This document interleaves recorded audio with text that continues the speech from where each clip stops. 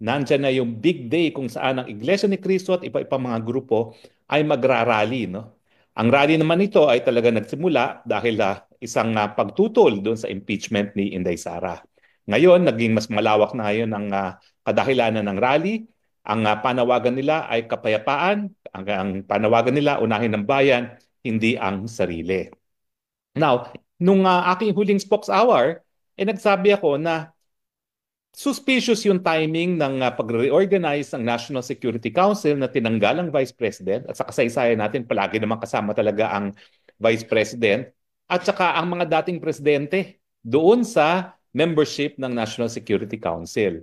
Now, alam mo kasi yan ay advisory body, no? Pero importante ang trabaho ng National Security Council kasi yung national security, dalawa yan, no? Banta na nanggagaling sa labas at kapag merong nanlusob, yan ay invasion at banta na nanggagaling sa loob, no? Yung gusto magpatumba ng gobyerno gaya ginagawa ng CPP-NPA sa napakatagal na panahon na o rebellion. Now, yung invasion at rebellion, yan ay isang bagay na binibigyan ng advice ng National Security Council ang presidente, no? So nakapagtataka talaga bakit tinanggal si VP Sara, si dating presidente Rodrigo Roa Duterte at si Gloria Macapagal Arroyo at Erap Estrada dun sa advisory body na magbibigay advice sa presidente kung merong banta sa republika na galing sa labas, na invasion o galing sa loob na rebellion. Now, ano ba yung importansya ng invasion at rebellion? Well, sa ating saligang batas kasi, naalala nyo naman, ang 1987 Constitution yan na isang reaksyon doon sa diktadorya ng Marcos Sr. No? Kaya ginawa nila ng paraan na hindi mauulit muli yung ginawa ni Marcos Sr. noong 1972. Yung mga bata pa na hindi pa sinisilang ng mga panahon na yon, nung nagkaroon ng Declaration of Martial Law, pinadlak ang Kongreso at binuwag ang Kongreso. Si Marcos Sr. ang gumagawa ng mga batas at pinakulong lahat ng kalaban ng gobyerno. At linimitahan ang kalayaan ng malayang pananalita. No? So in other words, nagkaroon ng diktadurya. At ang diktaduryang yan ay umabot ng hanggang 20 taon, no? 20 years. So ang mga gaya ko na lumaki sa martial law, abay kumakanta kami na may bagong silang, may bago ng, ewan ko ba kung ano yung mga bagong lipunan na yan, no? Na parang ginagawa rin ngayon ni Marcos Jr. doon sa kanyang tema na bagong republika. Kaya nga suspicious no? Bagong lipunan, bagong republika. Kaya lang talaga itong bagong republika ay talaga namang nasasapul no? Dahil sa lahat ng mga masamang mga pangyayari. Yung isa sa pinaka delikadong Maynila, yung mga ganyan ba? Isa sa pinakamasamang quality of life. Nako, bumalik na tayo sa dating Pilipinas kung ganyan ang ibig sabihin ng bagong republika. Pero mabalik tayo sa pinag-uusapan natin. So yung kahalagahan ng panlusob, invasion at rebellion ay dahil sa 1987 Constitution, heto na lamang ang pupwedeng basihan para magdeklara ng martial law ang presidente. Kinakailangan merong isang dayuhang bansa na lulusubin tayo, invasion, or meron talagang paggamit ng dahas, ng armas para patalsikin ang gobyerno. Now, para maiwasan yung diktaturya ng 1972, sinabi rin ng ating 1987 Constitution, bukod sa dalawa na lang ang kadahilanan para magdeklara ng martial law, na itong pagdedeklara ng martial law, po pwedeng ma-review ang legal at faktual na basihan ng hukuman at ng ating Kongreso. In fact, automatic na kapag nagdeklara ng martial law, yung Kongreso ay talaga mag-i-special session at pag-uusapan ang legal at faktual na basihan. At kung walang legal at faktual na basihan, sasabihin nila walang bisa ang pagdedeklara ng martial law.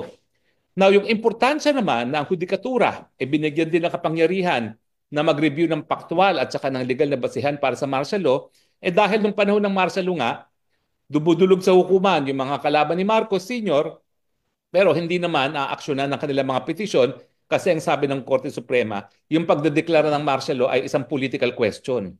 Ito raw ang isang kapangyarihan na ibinigay lamang sa presidente at yung kanyang impormasyon na nakakalap ang siyang tanging magiging basihan ng pagdedeklara ng martial law na hindi po pwedeng paghimasukan ng hudikatura.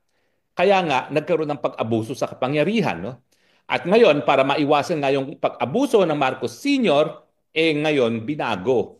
At hindi forever ang martial law, ha? Merong time limit. Hindi gaya ng ginawa ni Marcos na parang 15 years ata ang martial law kasi linif niya yung martial law in time dun sa pag-visit ni Santo Papa. So ngayon, sandali lang ang pupwedeng imposition ng martial law. Now, nabanggit ko rin na yung pagtanggal nga doon sa mga presidente, dating presidente at kay Inday Sara, para bagang parang wala nang pakialam si Inday Sara at ang mga dating presidente kasama si Presidente Digong doon sa mga bagay-bagay na po pwedeng adviser ng National Security Council, lalong-lalo na kung merong invasion o merong rebellion na basihan para magdeklara ng martial law. So sa akin, tinanggal nila yung balakid para doon sa pagdedeklara ng martial law kasi ngayon lahat ng mga member ng National Security Council loyal at kakampi ng presidente. Sino ba naman ang tataliwas sa opinyon ng presidente kung siya ay magdedeklara ng martial law dahil sinasabi niya may banta sa ating gobyerno, kinakailangan magdeklara ng martial law. Now, ang tanong, kaya ba talaga at legal ba talaga ang pag-impose ng martial law para mapigil ang isang malawakang rally gaya ng Iglesia ni Cristo? Well, ang sagot po, hindi. Kaya nga po naamendahan ang ating saligang batas. Kung maalala nyo, yung martial law noong 1972 ay dahil bigla raw inambush si JPE dyan sa Wakwak. At ito ay pag-ambush daw ng NPA. Kaya nagkaroon ng martial law. Unang-una, ngayon hindi po pwede yan nabasihan para mag-declare ng martial law. Bakit? Kasi yung assassination attempt, hindi naman yan outright rebellion. Dapat malawakang paggamit ng dahas para patalsikin ng gobyerno. So, yung mga intrigang ganyan, hindi na po pwede maging dahilan para sa martial law. Now, kasi alam nyo anong kahalagahan ng deklarasyon ng martial law? Kasi nga, magiging temporarily, ang commander-in-chief, ang presidente, ang siyang magiging mamumuno kasama ang militar. Kasi kaya nga martial law, no? Military. No? Now, dahil ang paggagawa ng rally o pagsasaganap ng rally ay hindi basehan ng martial law, po pwede bang gawin pa rin yan? Po pwede. Kasi po pwedeng sabihin nila, gaya ng ginawa ni Marcos Sr., na nagsabwata na ang mga tao sa rally at yung mga tao na gustong patalsikin ng gobyerno kasama ng ilang mga miyembro ng hukbong sandatahan. Kapag yan ang nangyari, sasabihin nila, merong rebellion, miski wala pang malawakang paggamit ng dahas laban sa gobyerno. At dahil ang National Security Council ay lahat kakampi ng presidente, siyempre lahat sila mag-a-advise, sige, mag-impose ka ng martial law. Now, ang tanong, legal ba yan? Sa tingin ko, hindi. Pero diyan papasok kung bakit dinoble ng presidente ngayon ang budget ng Kongreso at ng Senado. 'Di ba? Tinaasan ng halos sa doble ang budget ng Kamara at saka ng ang senador. Pagkatapos binigyan pa ng sangkatutak na akap na sila lang ang magdi-distribute, no? Hindi gaya ng mga AICs at saka mga tupad na in coordination with the SWD and DOLE. Well, iyan yung dahilan kasi sa tingin ko, kapag magmamartial law ang presidente, sinong tututol dyan? Samdamukal na kwarta ang binigay nila ngayon sa mga senatong at sa mga congressman, di ba? Doesn't it make sense? Mantakin mo yung pagtaas ng budget ng Kongreso, mas mataas pa dun sa hiningi ng presidente mismo para sa Kongreso. Ano ibig sabihin nun? Ang ibig sabihin yun, gusto nilang maging sunod-sunuran ang Kongreso sa kahit anong gusto ng presidente. At kung ikaw naman ay isang politiko na congressman at senatong na merong eleksyon sa Mayo at maraming gastos, ay talaga namang tatanawin mong utang na loob yan at ibibigay mo ang lahat ng gusto ng presidente. Sa suma total, miski walang basihan, ang Kongreso, bagamat may kapangyarihan na magsabing walang legal at paktual na basihan ng martial law, boboto lang yan. Oo, merong legal at paktual na basihan yan. Okay? Dahil nga sa sandamukal na kwarta na ibinigay nila sa 2025 budget. Paano ngayon ang hukuman? Well, yan na lang ang pag-asa natin. Ang pag-asa natin, ang hukuman na sa ngayon ay hindi po pwedeng tanggihan yung kanilang katungkulan na reviewin, repasuhin kung merong legal at paktual na basihan. Hindi gaya nung panahon ng martial law na sinasabi nilang political question na tanging presidente lang makakasagot. Ngayon talaga, obligasyon na yan ng hudikatura. Pero titingnan po natin kung ano magiging kasaysayan kapag nangyari nga na nagkaroon ng martial law, magiging tikumba ang mga justices o talagang gagawin nilang katungkulan na ipatupad na ang saligang batas, ang pinakabataas na batas sa ating bayan, mas mataas pa sa presidente, na lahat ng mga ginagawa ng presidente na labag sa saligang batas ay mapapawalang bisa. Now, alam nyo ngayon, sa ating kasaysayan, ang isang kapitbahay natin, South Korea, ay may ganyan ng problema. Kaya lang, ibang sistema nila. Anong pagkakaiba? Unang-una, ang impeachment sa Pilipinas ay kongreso. Pero ang uupong mga magistrado ay mga senador, mga politiko rin. Mas maganda yung sistema ng South Korea. Kasi yung mag-i-impeach ay mga mambabatas, pero ang didinig ng kaso ay ang Constitutional Court. Bakit mas maganda yon? Bihasa sa batas ang mga magistrado ng Constitutional Court. Hindi gaya dito sa ating Senado na wala pa kalahati sa kanila ang mga abogado. Karamihan ng uupong bilang mga maestrado magdedetermine kung matatanggal ang presidente o vice-presidente ay politiko na hindi bihasa sa batas. So on that sense, on that note, parang mas maganda yung sistema ng South Korea. Pero alam mo, meron pang mas maganda sa South Korea eh. Kasi sa South Korea, na-impeach yung presidente dahil sa pagdeklara ng martial law. Ang tanong, po pwede rin bang gawin yan sa Pilipinas? Well, theoretically po pwede. Kapag nadeklara ng Korte Suprema na walang legal na batsihan ang pagdedeklara ng martial law, in which case, yan ay po pwedeng betrayal of public trust. Kasi yung betrayal of public trust naman, isang basihan ng impeachment na kahit ano yan. Po pwede, basta yan ay paglabag sa sinumpaang katukulan na itataguyod ang saligang batas. At siyempre, pag ikay nagdeklara ng martial law na walang legal o kaya naman ay paktual na basihan, yan ay betrayal of public trust. Pero ang nakakainggit, etong nakakainggit. Dahil sa South Korea, pag illegal ang pagdedeklara ng martial law, hindi ka lang matatanggal sa pwesto, makakasuhan ka pa ng insurrection. Yan ang wala tayo sa Pilipinas.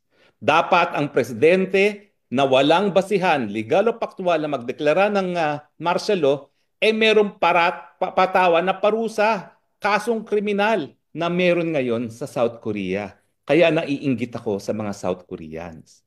Pero hindi pa naman tapos ang lahat, no? Pwedeng gumawa ng batas para magbigay nga ng criminal liability sa presidente na magdedeklara ng martial law na walang basihan. Pero pwede rin natin basahin yung sedition, no? Yung pag-attempt na yung pagtangka na huwag paganahin ang gobyerno. Baka pwede nating gamitin din yon sa isang presidente na illegal ang pagdedeklara ng martial law. Kasi alam mo, nangyari talaga, mali talaga yung ginawa ni Marcos Sr. Pero anong nangyari? Nakulong ba siya? Naparusahan ba siya? Hindi. Ang daming Supreme Court decision at saka may decision ng mga foreign courts sa Switzerland na ang dami nilang pera na ninakaw. Nakulong ba sila? Hindi. Merong court judgment sa Amerika na talaga linabag nila ang karapatan ng pantao ng napakadaming tao. Nakulong ba sila? Hindi. So dapat matuto na tayo sa ating kasaysayan. Kinakailangan kung wala pang batas para maparusahan sila, gamitin natin yung existing provision of the law. At ako talaga, pag-aaralan ko yung sedition, yung pagtangka na wag paganahin ang mekanismo ng gobyerno, titingnan ko kung papasok diyan talaga yung illegal na deklarasyon ng martial law. Pero ano naman ang leksyon na makikita natin sa South Korea? Alam mo, ang South Korea mas mayaman sa atin yan. So may mga nagsasabi na yung aktivismo namamatay sa mga mayayamang bansa. Bakit sa South Korea? Walang tigil ang kanilang mga pagrarally. Malalamig pa nga ngayon ang panahon doon dahil winter. So hindi totoo na kapag mayaman ang bansa, namamatay ang aktivismo. Ang nakakainggit talaga sa South Korea, talagang pinaninindigan ng mga mamamayan, bagamat sila ay mayaman na, yung kanilang karapatan bilang soberenyang mamamayan ng South Korea. At sana ganyan din katindi ang paninindigan ng mga Pilipino sa paninindigan nila na sila ang soberenya, sila ang tunay na may kapangyarihan sa ating republika. Ang tanong, matututo ba tayo sa ating kapitbahay ng mga South Koreans? Well, malalaman natin yan sa mga darating na araw. Dahil sa tingin ko talaga, magkaka-inkwentro talaga ang puwersa ng kadiliman at puwersa ng kabutihan sa mga darating na araw. So ikaw kabayan, saan ka papanig? Kadiliman or kabutihan? Demokrasya or diktadurya? Pandarambong o responsabling pamumuno? Sana po, para sa ating taong bayan tayo, para sa inang bayan tayo. Doon po tayo sa tama. Doon tayo sa kabutihan. Maraming salamat po sa inyong patuloy na pagtangkilik ha. At gaya ng aking sinasabi sa lahat ng ating spokeshour, mahal na mahal kong Pilipinas dahil wala na akong ibang bansang tinuring na aking bansa. I love you, Philippines. You're the only country that I have. You're the only country that I love. So muli po, ang panawagan natin, manindigan tayo sa ating karapatan, manindigan tayo para sa kapayapaan, depensahan natin ang demokrasya, depensahan natin ang Inday Sara Duterte dahil pag dinipensahan natin siya, dinidepensahan natin ang ating saligang batas na isang produkto ng madilim na kasaysayan sa ilalim ng pamilyang Marcos. Magandang araw po sa inyong lahat. Ito po inyong spokes ng bayan nagsasabi, see you po sa Luneta, see you po sa Liwasang Bonifacio at sa walupang mga lugar kung saan magkakaroon ng pagtipon-tipon ng ating mga kapatid na Iglesia ni Cristo at lahat na nagmamahal sa inang bayan. Magandang araw po sa inyong lahat.